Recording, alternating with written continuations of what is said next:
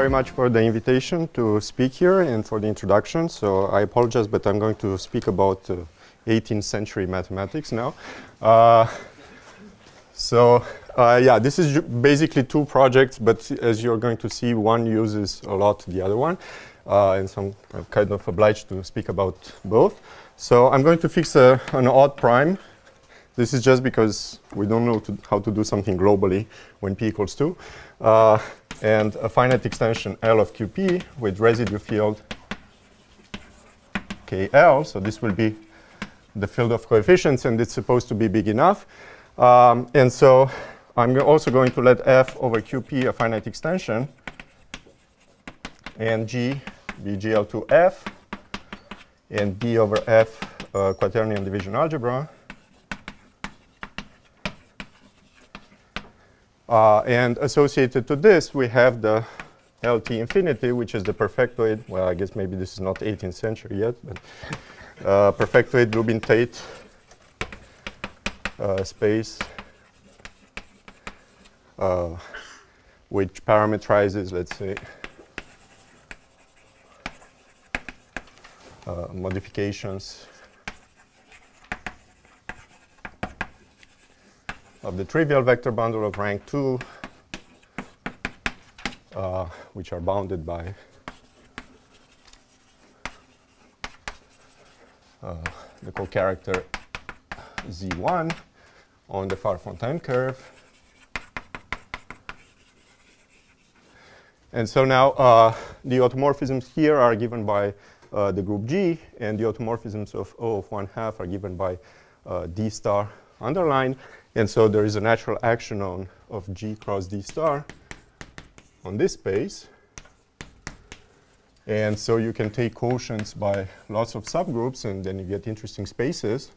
So are there modifications of this type which are non-bounded, but not? Well, probably not. Okay.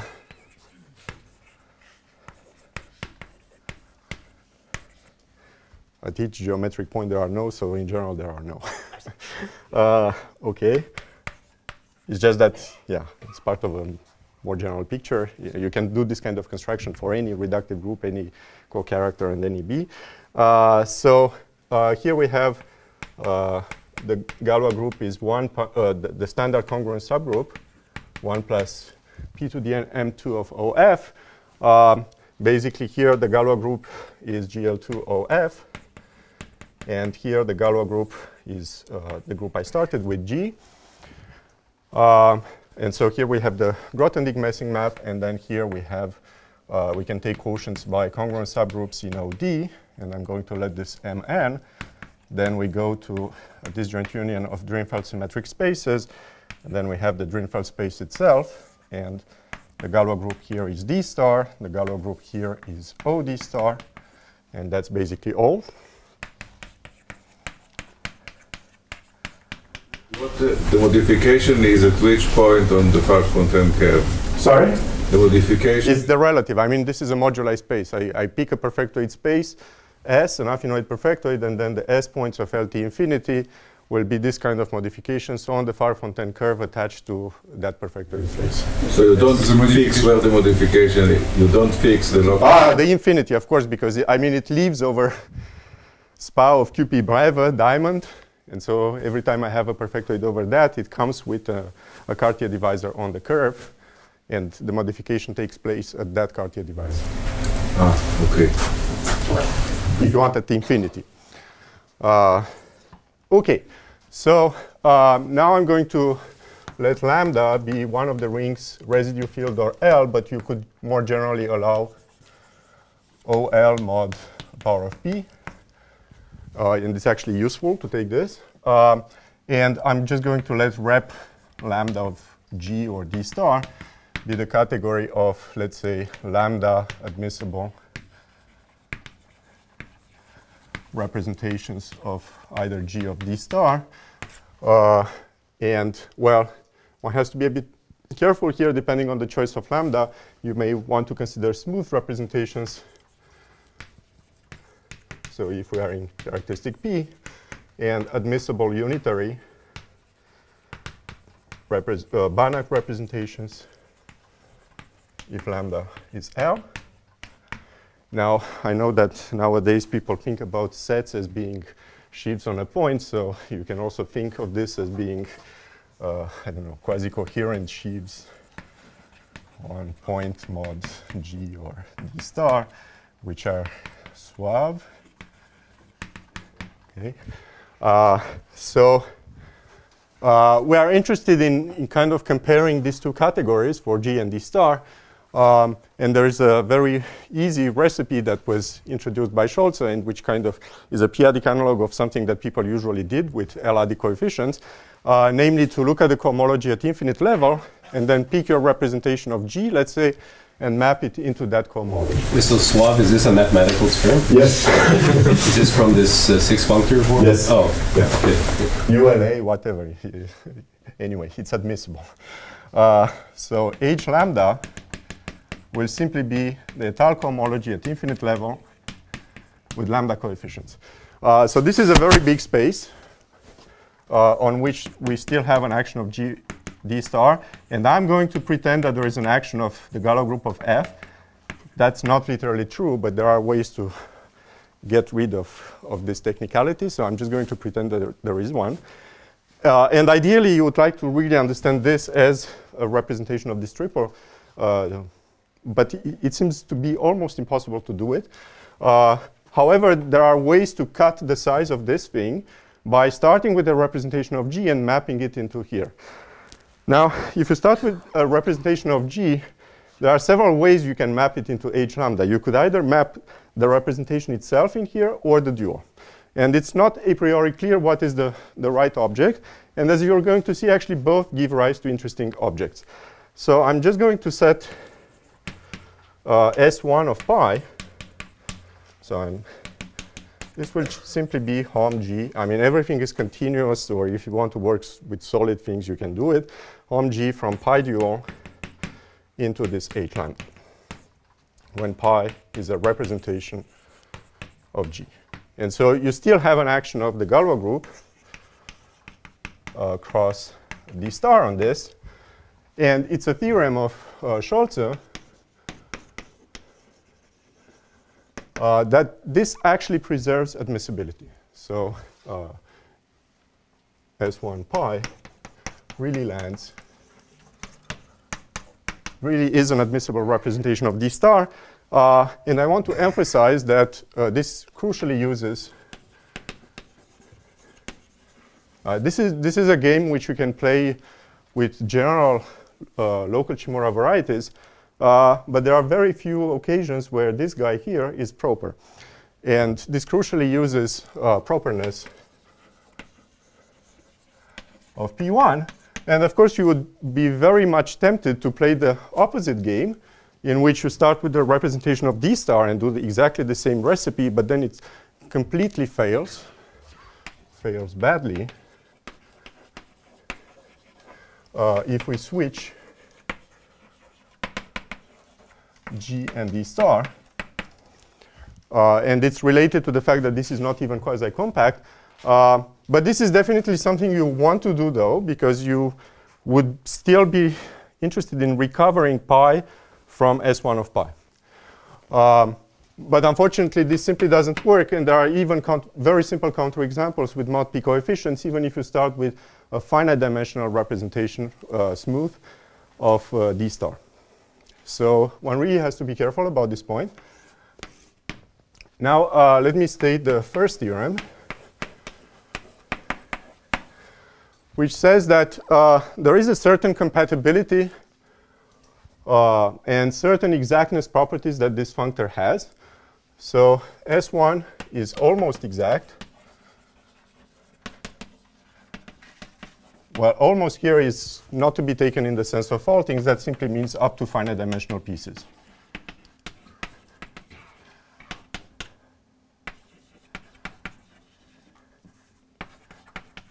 One can be more precise about the extent to which it is not exact, but already almost exactness is enough for our purposes, and almost compatible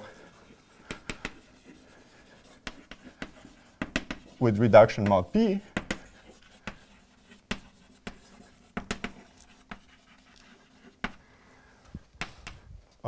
which is essentially an intermediate version between exactness with L coefficients and the one with KL coefficients, and essentially comes from the fact that you have this kind of almost exactness already at this level.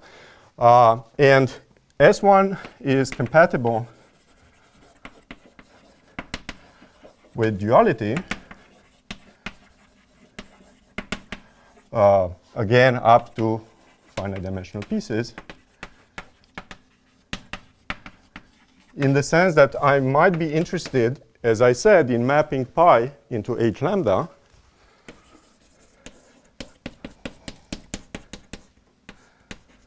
And then I simply get the dual of S1 of pi twisted by -1. This is a Tate twist here. Oops.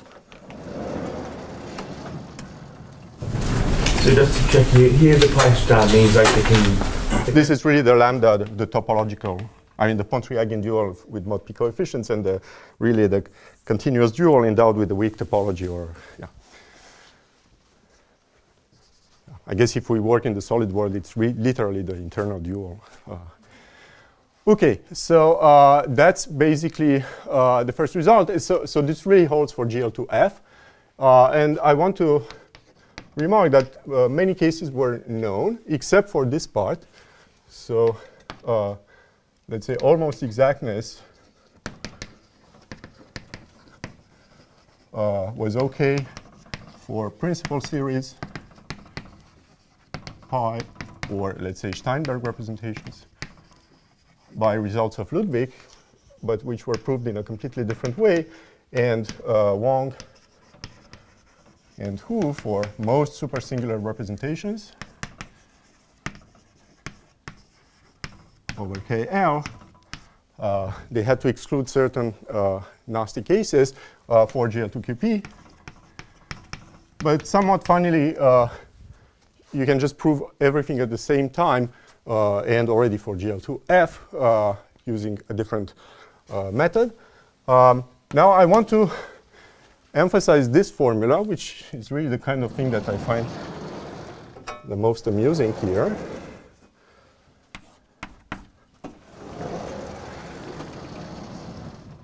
So there is a version of one where we replace naive dual by smooth dual. So if we work with lambda in characteristic P, and this is due to Hansen and Mann, you cannot literally get it, I mean, at the cohomology level like that. It's really a derived statement. And, well, if you combine it with that, then you can actually deduce it that it holds at non-derived level as well. But let me take one simple example to show you why this is somewhat funny. So let's take K lambda to be the residue field of L. And let's take pi to be an admissible representation of G. Then I can definitely say that this is the same because lambda is smooth now. So this is going to land in the smooth vectors of H lambda.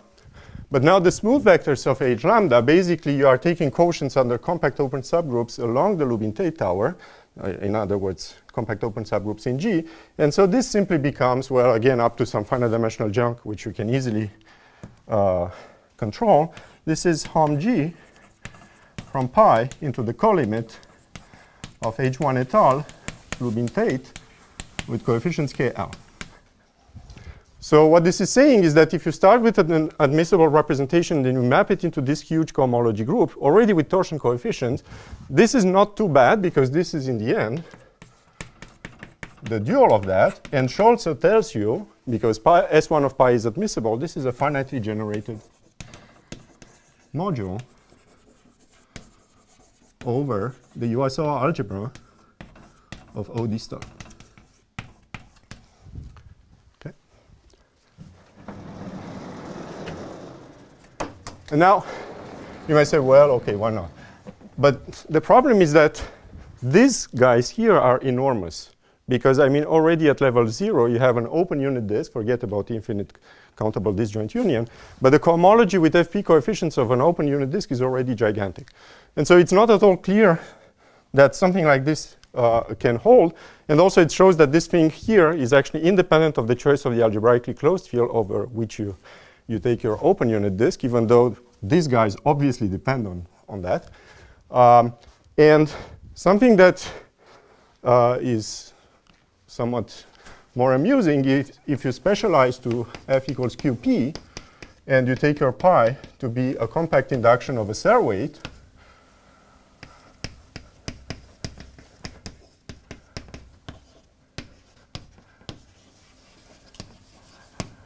and you mod out by the usual Hecke operator minus some scalar,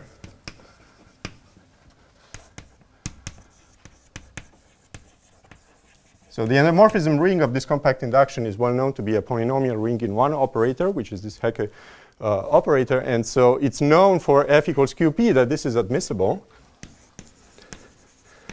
And you are allowed to plug in there. But what's going to happen now? Well, you map a compact induction of a Serre weight into this thing.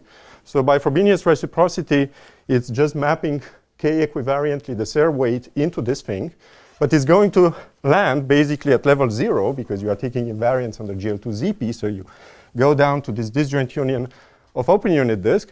And then you can construct a local system attached to this Serre weight on the Lubin-Tate space at level 0 in an obvious way. And so you will get from here that if you take a Tal cohomology at level 0 with a certain local system of KL vector spaces, I mean literally a local system. It really has fibers that are finite dimensional. And you take T equals lambda, that this is a finitely generated module over the USO algebra. And I basically have no idea how to prove this independently. I mean, this is now a purely geometric statement, which has nothing to do with Schulz's functor or anything like that. And it also tells you, roughly speaking, that this functor that Peter constructed, at least for mod P representations, for irreducible ones, you can realize it geometrically purely at the level of the cohomology of the Lubin-Tate space at level 0. So this is a stupid question. Is it clear that that even has the correct kind of topology to be found? No. Well, I mean, it's a pro-discrete thing because this is, you can cover it by increasing balls, and each ball is going to have discrete topology, but it's not clear that this is profinite, for instance. Yeah. Especially since we haven't taken, we haven't mapped a Galois representation like in the previous paper with Pierre and Viescha. It's really only homing pi into there. Yeah. So it's not even clear that this is profinite, for instance.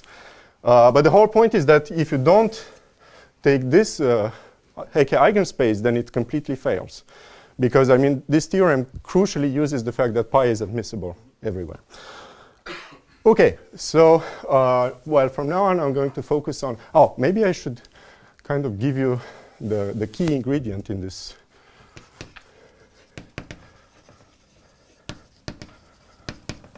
Let's set S of pi to be R hom G. So I'm going to copy the formula, but now put R gamma and R hom everywhere.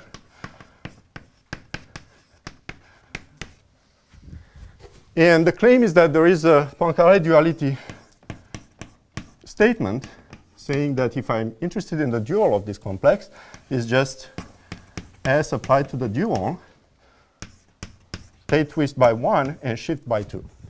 So it's really the kind of standard duality which you would expect.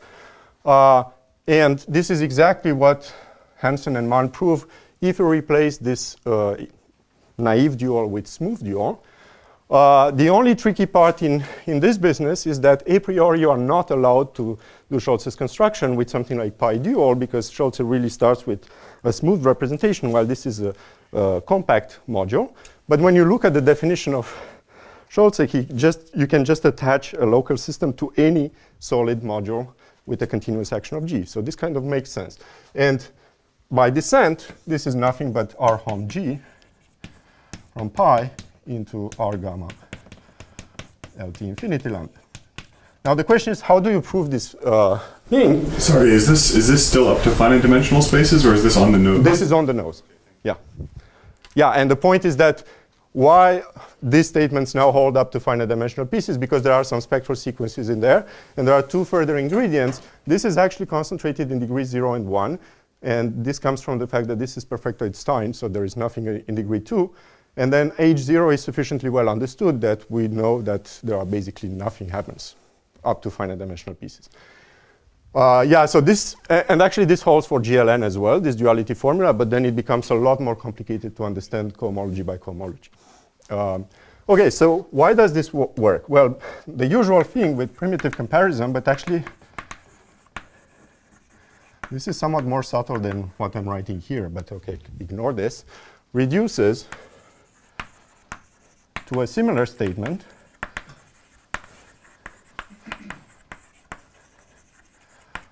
well, there are a certain number of dévissages and so on, but in the end, you reduce to the case of mod p coefficients with O plus mod p instead of fp.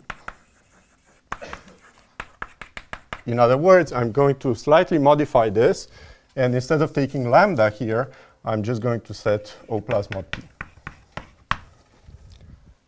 And roughly speaking, once you prove such a result with O plus mod p, you take Frobenius equals 1. But as you well know, this doesn't really work like that, because it's in the almost world, and you are not allowed to take Frobenius equals 1. But there are a certain number of tricks which you can do to get rid of that. So now the point is that what is this S of pi? This is just the cohomology on P1 of a certain sheaf, which is the local system attached to pi, seen as a constant sheaf at infinite level, and then you descend it along the G torsor to the projective line, and you tensor with O plus mod p, and then you take dual. And there's one key point here, and then the proof is essentially obvious. You replace R gamma by R gamma c, precisely because P1 is proper. Okay?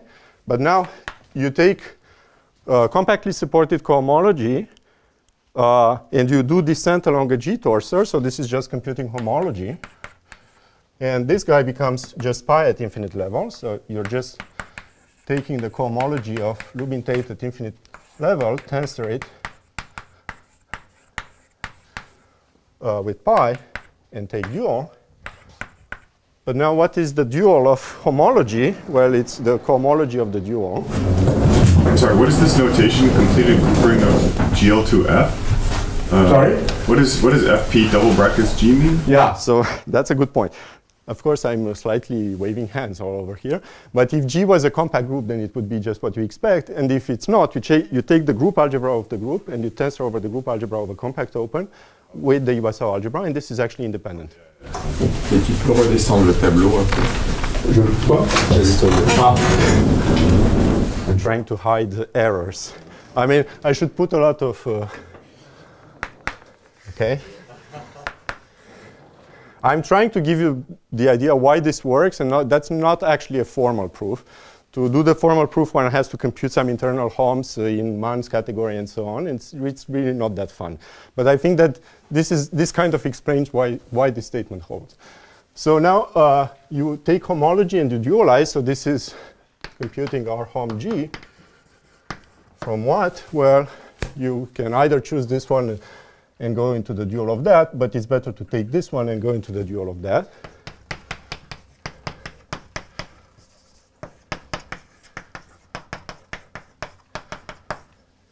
And now comes the fun part. This is a gigantic thing. You cannot apply Mann to it because this is a perfectoid space here, and you don't have Poincaré duality for such thing. But this is smooth. So taking R Hom G from pi into that will kind of automatically land in the smooth part of this with respect to G. So this is just R Hom G from pi into the colimit over compact open K in G of R gamma K.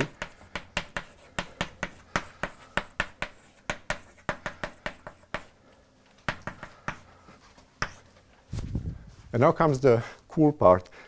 What did we do? We started with this guy, we did a certain amount of calculations, and we ended up here. And now you try to understand what's this guy. But this guy is literally the same procedure in which you replace k by g, and you replace pi by the trivial representation. And so this, by the same calculation, is simply taking the dual of the compactly supported cohomology of the quotient of LT infinity by k. And now you win because this is actually a smooth rigid space of dimension 1. And so to that one, you can apply Mann's Poincaré duality, which actually holds even for non-proper spaces. And so this is our hom G.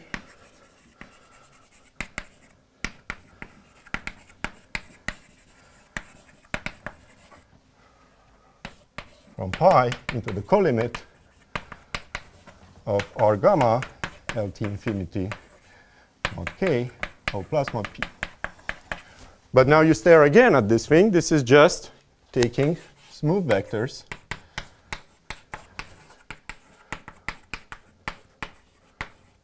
in the cohomology at the infinite level. And so by the same trick as above, since pi is smooth, you can just get rid of this. And this is our hom G pi into R gamma. And of course, I forgot to put the shift and twist. Because in this thing here, when you move from the dual to, sorry, from this one to here, you lose some, I mean, you win, or you lose, it depends on your choice. You win a Tate twist and a shift when doing this. And so as you can see, you compute the dual of this S of pi, you re-express it in terms of the cohomology of the sheaf O plus mod p at infinite level, and that's precisely, as I said, by descent, what comes from computing S of pi dual. So it's a very simple argument, actually. There are some problems when you really want to make this work, and in some sense, the only serious problem here is going from here to here because the group is not compact. So you have to do this kind of computation more locally so that you can allow G to be profinite. OK, so now I'm going to suppose that F is equal to QP.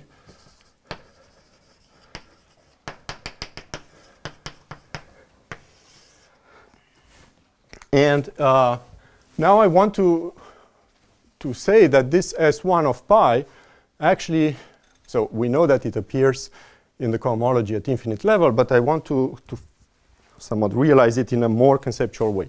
Okay? So if I'm interested in p-adic local Lagrange correspondence, I want to relate Galois representations to representations of GL2 or of D star. So the original input is just one Galois representation that I have. Okay? So we start with rho, which is a lambda representation of dimension 2, continuous. And let's say it's absolutely irreducible. All results that I'm going to state will assume a certain genericity condition on this, which I'm going to skip. But we allow, for instance, deformations of rho. So there are versions of the statements that I'm going to make which hold for deformations of rho, but for simplicity, I'm going to stay with an irreducible object. I'm sorry, could you please briefly tell me what lambda is? Lambda is just either the residue field, so FP or QP. Okay. Yeah. So but again, I could start with OL mod P to the K. Okay, so the most naive thing which you could do is simply map it into this H lambda and describe this as a G cross D star representation, but this seems to be just impossible. I mean, there is no easy or naive formulation because, as you're going to see, there is a certain lack of symmetry happening here, and you can also see it at this level because you see in H lambda, you basically have pi tensor with the dual of S1 of pi, which appears. And you also have pi dual tensor with S1 of pi appearing there. And I mean, you cannot expect just to have the direct sum of the two or anything like that. It cannot be that. So one possibility to do things is to modify this h lambda and to make it somewhat smaller. And, well, based on what we did before with Colmez and Niziol, and inspired very much by what Matthew Emerton did for the completed cohomology of modular curves, something reasonable to do would be to consider the completed cohomology along the Lubin-Tate tower or the completed cohomology along the Drinfeld tower. Now, there is something funny happening in this situation, in the local situation, which you do not see for Shimura curves. Namely, in Anna's talk, if you remember, she said the cohomology of the infinite level Shimura variety is just, with torsion coefficients, is just the colimit of cohomologies at finite level. And this is completely false in this setting. And the reason for which this is false is that, contrary to the Shimura varieties, these are not quasi-compact. And so you cannot switch inverse limits and cohomology. So we're going to define the completed cohomology of the Drinfeld tower. There should be a version like this for the Lubin-Tate tower, but I'm not sure what's the statement. So I'm going to stay on the Drinfeld side. Well, it's what you expect. I mean, Matthew gave us a universal recipe for this kind of business. You take the cohomology at finite levels for the spaces Mn with fixed torsion coefficients OL mod p to the k, and then you take an inverse limit over k. And OK, you may want or not to invert p. Let's invert it. Well, actually, because I also want to state things with fp coefficients, but OK. Let's invert it. So this is still an object having an action of the three groups. But I want to emphasize that, contrary to Shimura curves, this is not HL. Okay, this is not the completed. This is not the cohomology of the perfectoid guy. It is much, much smaller. And you may ask yourself, OK, but is there a recipe that gives me this object in terms of that? And there is one. And it's the only way I know how to prove that this has reasonable properties. Because, for instance, when you try to take completed cohomology of, I don't know, Shimura varieties or even modular curves, there are some very basic statements that you have to prove at the beginning, namely that these are p-torsion free, that they are admissible representations, and so on and so forth. And in that context, basically everything comes from the fact that at each finite level, you get just finitely generated OL mod p to the k modules. But this is just completely and totally false at this level. So you cannot copy any of those arguments. And so you have to find a way to study the basic properties of this object without going to finite level. And so here the trick is that you go to infinite level, express the completed cohomology in terms of the one at infinite level. And at infinite level, as I said, this is perfectoid Stein. And so it has no H2. So when you have no H2, that means that basically you know how to control what happens between torsion coefficients and integral coefficients, which you cannot do at finite level because we are very bad. And we still don't know, even 5 years after starting this project, we don't know if this H2 is 0 or not. So this is very annoying. But there's an easy proposition that you can express this guy here by doing the following thing, which looks a little bit strange. So you take cohomology at infinite level with OL coefficients. You mod out by p to the k. Now, if you just do this, of course, you will just get HOL. But you can take these smooth, star smooth vectors once you mod out by p to the k, and then pass to the limit. And this is exactly what gives you the completed cohomology. So you talk about, I didn't follow the context, so it is a one-dimensional rigid space. This is just a Stein curve. A Stein curve? Yes. So this H2 is lim 1 of the H2? Yes, the problem is the R1 lim that appears. And is it useful to pass to spherically complete thing, or no? No. First of all, we don't know whether it's true or not. So each of us gave 2 proofs, one that it's huge and one that it's 0. So definitely there has to be a mistake somewhere. And the problem is that we don't know what is the answer. I mean, if you don't know what you want to prove, it's a little bit difficult. But definitely any Mittag-Leffler argument or anything like this for that R1 limb doesn't seem to work. So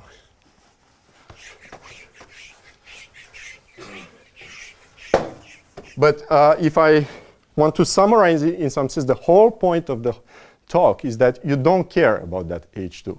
So we were kind of insisting of trying to understand this H2 for years, and we failed miserably. And then we basically realized that we don't really want to understand these things, right? We want to map a Galois representation into that. And so that becomes a lot easier, because if you can express everything in terms of Scholz's functor, then you can use the exactness or the almost exactness of this functor, and you can just get rid of the H2 problems. And this is exactly what we are doing here. So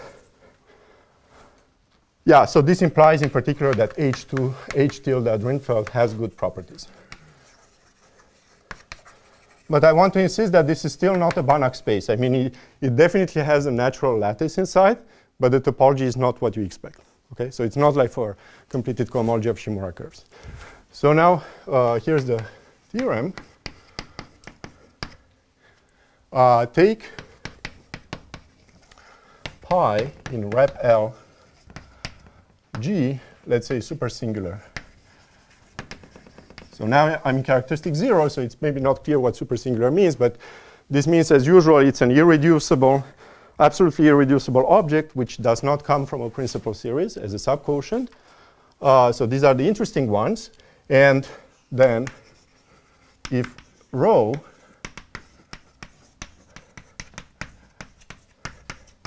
is the Galois representation attached to pi by p-adic local Langlands, there are two statements here. First of all, if I'm interested in S1 of pi, so this, as I said, it's a representation of Galois cross d star, so I would definitely want to separate the two actions, and this is really rho tensor with JL of pi, where this is the action of Galois, and this is the action of d star for some JL of pi, well, which is not very mysterious, it's just home from rho into that. And then the statement, which is kind of the real meat of the story, is that you can reconstruct JL of pi and pi itself just by homing rho into the completed cohomology.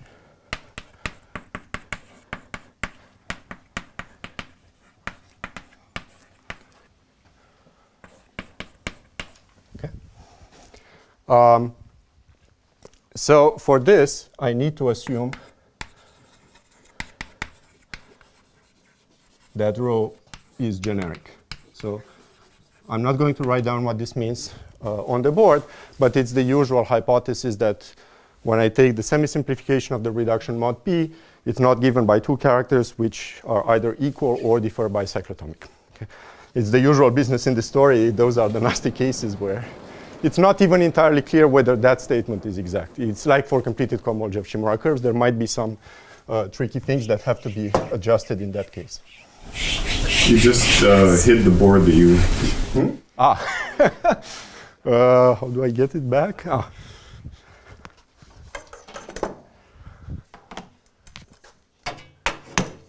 It's the opposite. The middle one? Ah bon? You want to see it upstairs, okay?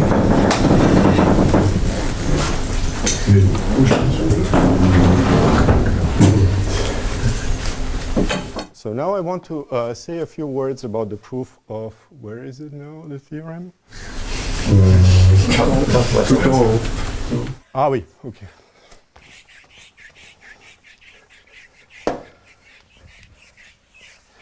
So I'm not going to say anything about the first part, which is just doing some mumbo-jumbo with patching.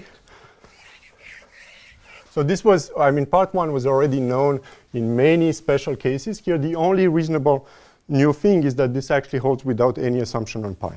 Okay, but otherwise, it's just, and the trick to prove this without any assumption on the reduction of pi is to prove that this actually satisfies the Cayley-Hamilton relations. as a Galois module, and then using an old theorem of Boston, Lenstra, and Ribet. And the advantage is that proving the Cayley-Hamilton relations, this is something like you have to prove that certain functions kill a module, but this is something which you can test at enough specializations if you know that your module behaves sufficiently well. And we know that the module behaves sufficiently well precisely because of that theorem, which kind of shows that Scholz's functor preserves flatness or topological flatness. OK, so I want to focus more on part 2. So there are several steps in this. And in some sense, the main point which makes everything work is that we have a finiteness theorem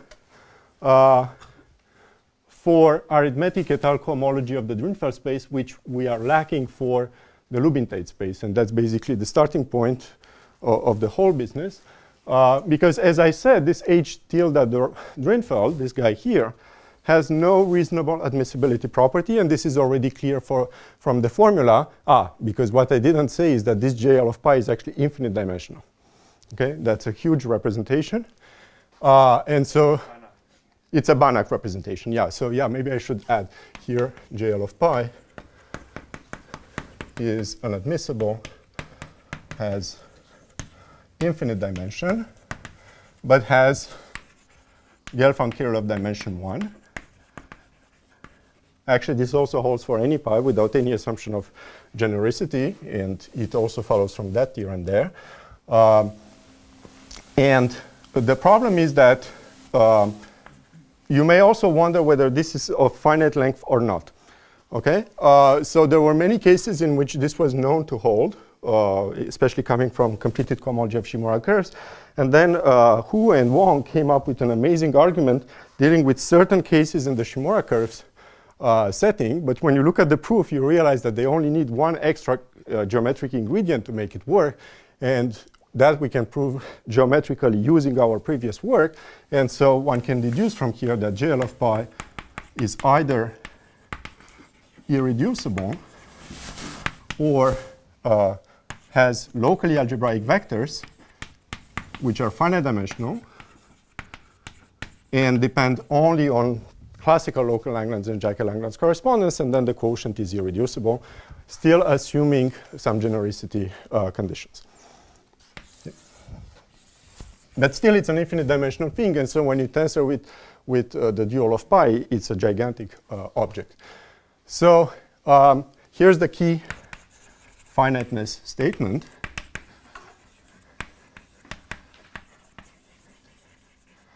So this is a result which we proved with Pierre and Viescha a few years ago. I'm just going to reformulate it because I find it somewhat more amusing to do it this way. So it says that I can look at locally admissible representations of Galois cross D star over lambda. So what do I mean by locally admissible? It's just union of admissible things. And then map it to locally admissible representations of G. So as you can see, we are basically doing the opposite of Scholz's construction by switching the two towers, but I'm adding the Galois group of QP in the picture. I'm not starting with a representation of D star. I'm actually starting with a representation of D star cross Galois of QP. And it's probably related to what was in the previous talk with div1 thing.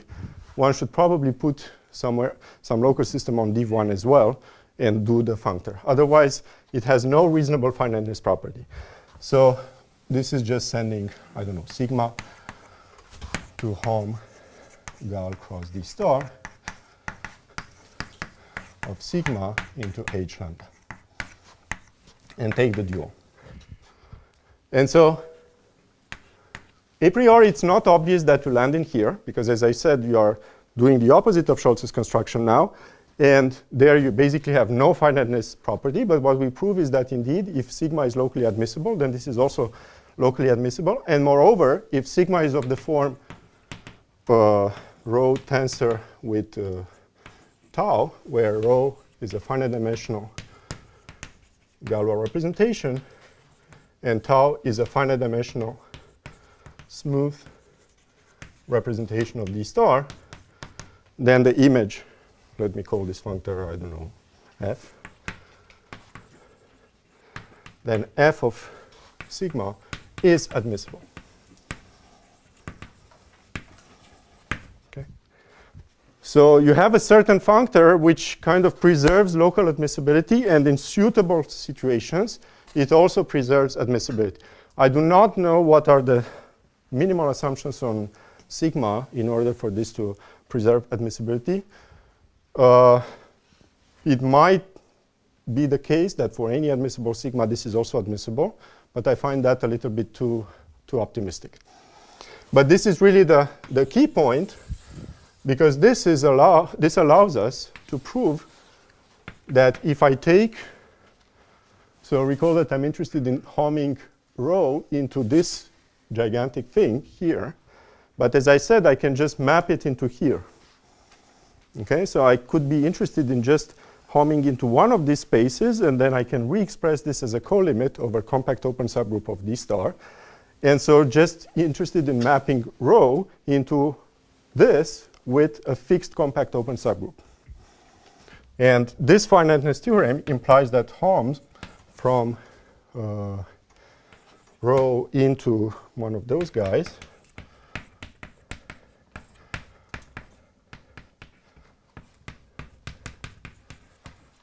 that this is dual to a finite, to an admissible representation of G. Now there is an extra input, namely that this functor also preserves things of, that are finitely generated. Okay? So this is not only admissible, but also finitely generated. And now there's a basic result in the theory of GL2QP representation saying that if you are admissible plus finitely generated, then you are of finite length, which is something that is conjectured by Matthew to hold for reductive groups. But I want to insist on one fact. This theorem fails for GL2F. So the expectation is that this is going to preserve prime objects. In other words, things like finitely presented things, and we kind of can deduce it from what we proved before.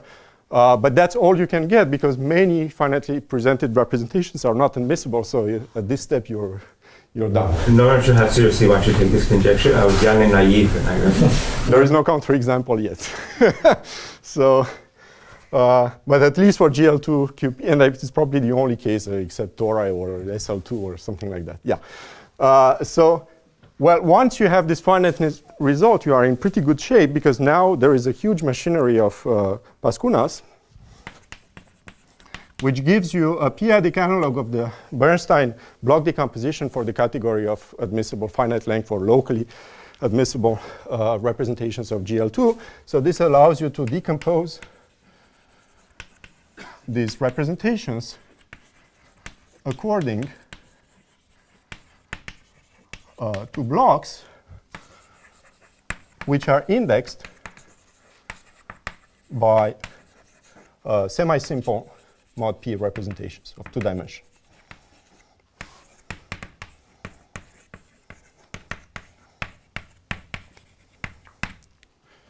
Well, once you do this, you're still not in very good shape.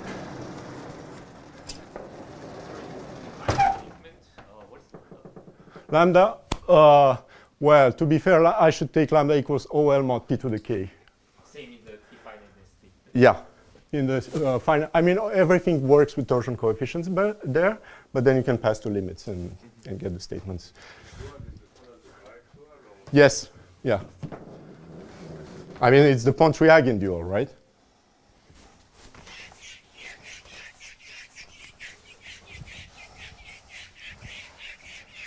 Well, you know, as I said, I'm doing 18th century mathematics, so of course you wouldn't.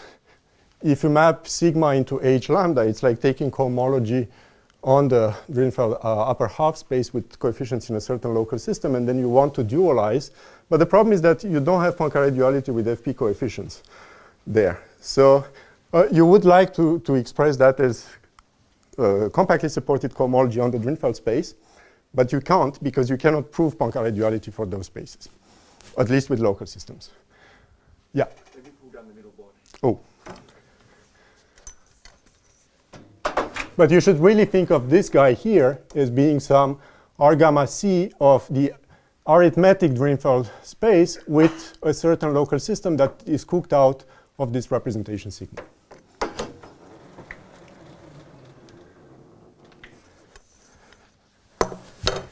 Because that's what usually happens. It's the compactly supported cohomology which is smooth, and then the full cohomology is dual to smooth. Okay, so as I was saying, you use this finiteness theorem to decompose each of those pieces. Then, of course, there is a certain amount of mumbo jumbo that one has to go into colimits, limits, and permute them, and so on. But the upshot is that you end up with a decomposition of your home rho into HL, let's say, tilde. This is just a direct sum, which has to be suitably completed.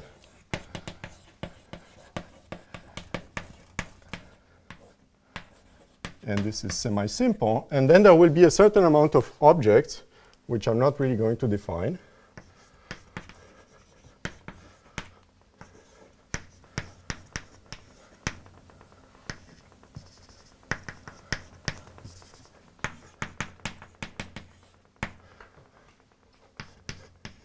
Okay, so maybe I should just say that here P rho bar is a certain projective envelope.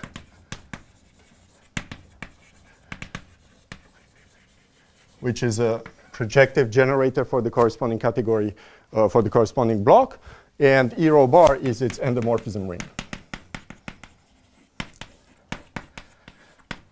And so as you can see now, you basically turn the problem of computing this space here into a problem about computing multiplicities of Galois representations into the images by Scholz's functor of certain huge representations. And in some sense, this is where things start to get nasty, because these, at least for, let's say, generic representations rho bar, these things are enormous. They live over the local deformation space of rho bar, or at least, let's say, at least if rho bar is irreducible. If not, we have to work with pseudo representations.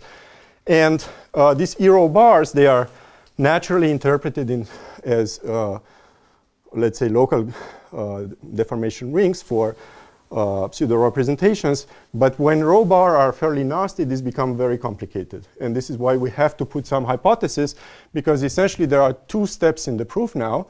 For a given rho which is generic, you have to show that there is no contribution here, except for rho bar coming from the semi-simplification of the reduction of rho.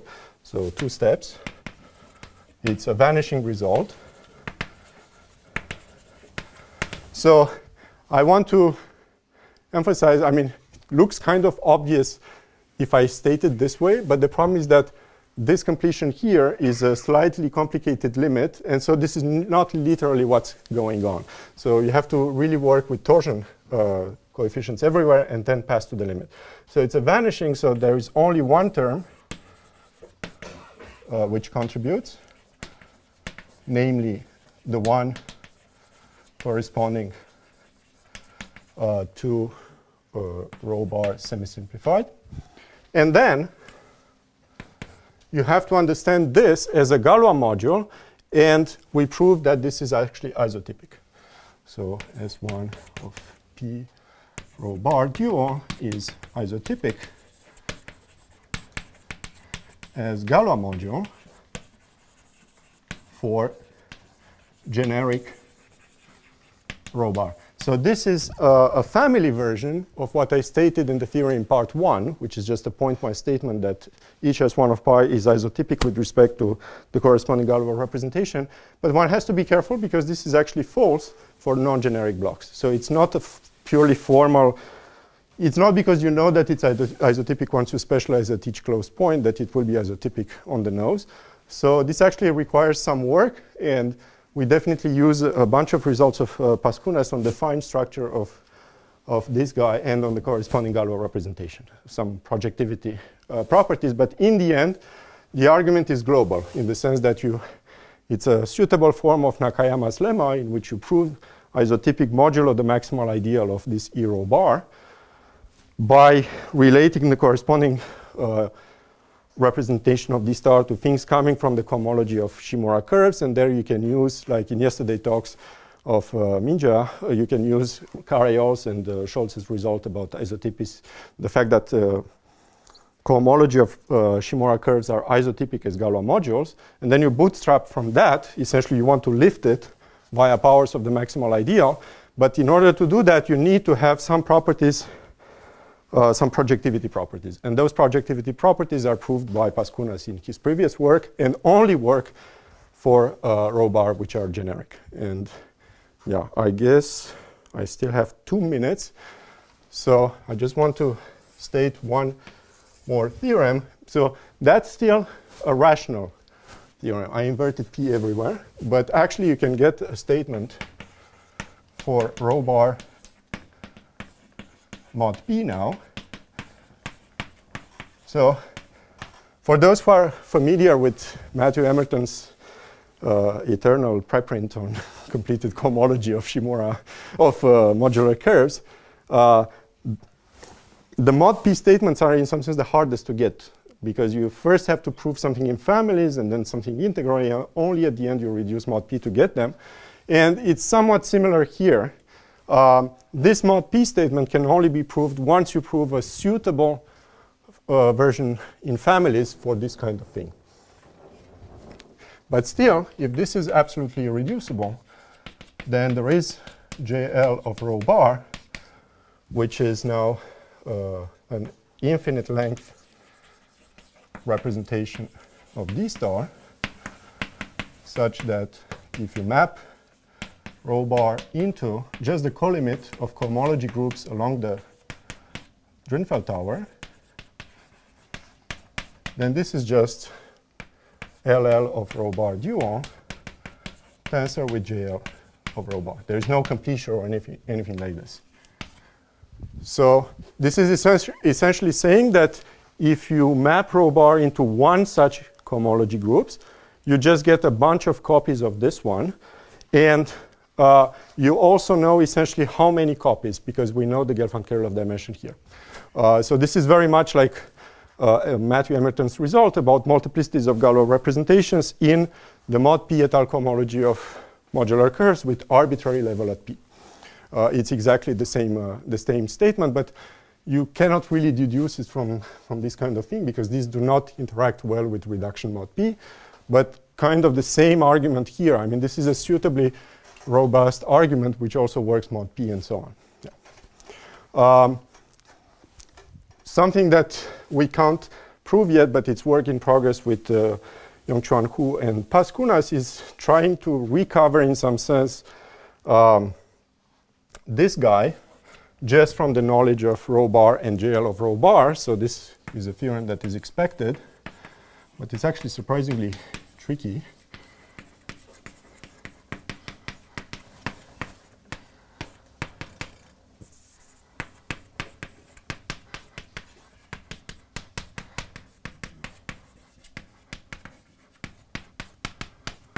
So just to put it in the context, there was this functor there which preserves local admissibility. And this is basically saying that if you plug in the S1 coming from an absolutely irreducible mod P representation, you get what you expect, the dual of the corresponding Galois representation. And in particular, that's the only way I know how to prove that this is admissible.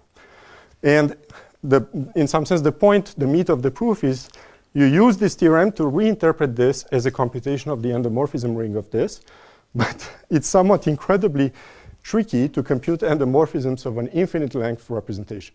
So on the GL2QP side, of course, there are many ways to prove these things because representations are irreducible.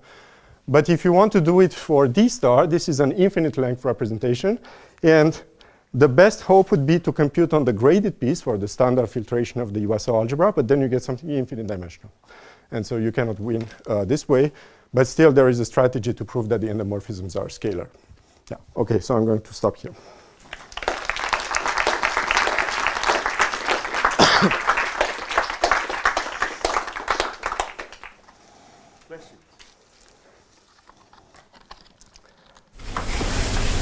For the result of CDN, can you explain why it fails for beyond QP? Yeah, so what we can prove in general, for instance, if you start with sigma, which is just a Galois representation tensor with a finite dimensional smooth representation, the result is essentially just arithmetic et al. Cohomology at finite level for a Drinfeld cover. And what we prove is that in general, even for GL2F, this is finitely presented. But then there is an amazing result of Schran, which says that you can't be finitely presented and admissible at the same time unless you are essentially cooked up from principal series and Steinberger and so on. And then we prove that you cannot be built only out of principal series and Steinberg. So it's a very roundabout argument. I would really love to see a somewhat more conceptual argument, let's say six-functor formalism, but any such argument would have to start by proving that the usual representations that we get by which are no longer there, which are functions with compact support on the Brouat-Tits tree with coefficients in K modulo the image of Laplacian. So any kind of argument that would work there would have to prove via purely six-functor formalism that this is not admissible for GL2F, and I have no idea how to do this with stacks.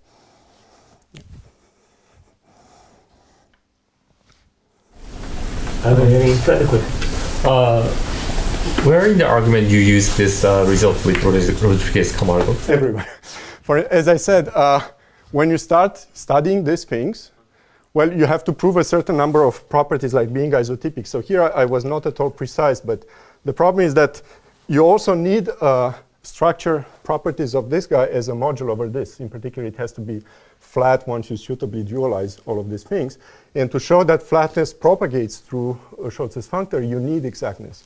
And actually, the point is that since we assume that the representations are generic, you can refine this thing, and it's really exact on that block.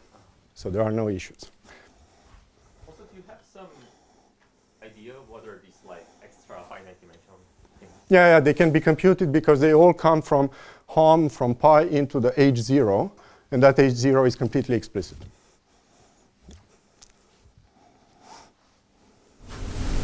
There's one other question. In the case when you get the locally like the finite dimensional locally algebraic. Sorry? The very top left one. Yeah, you mean for GL2F? Yeah. But just in that theorem, I mean, that is the Jacquet-Langlands. Yes, it's compatible, and they only depend on the classical Jacquet-Langlands and the Hodge state weights, yes. Yeah, that's something which you can prove. Actually, you can prove geometrically, and then you kind of recover Arnaud van Hecke's result about cohomology with arbitrary local systems on the finite level guys by using the computation of locally algebraic vectors. Or you can do it oppositely, say, I use his results and our factorization result to deduce the computation of locally algebraic vectors. So it's because the only proof I know for computing the locally algebraic vectors is via patching without using geometric techniques, if you really want to get all the representations. Well, let's thank Gabriel again.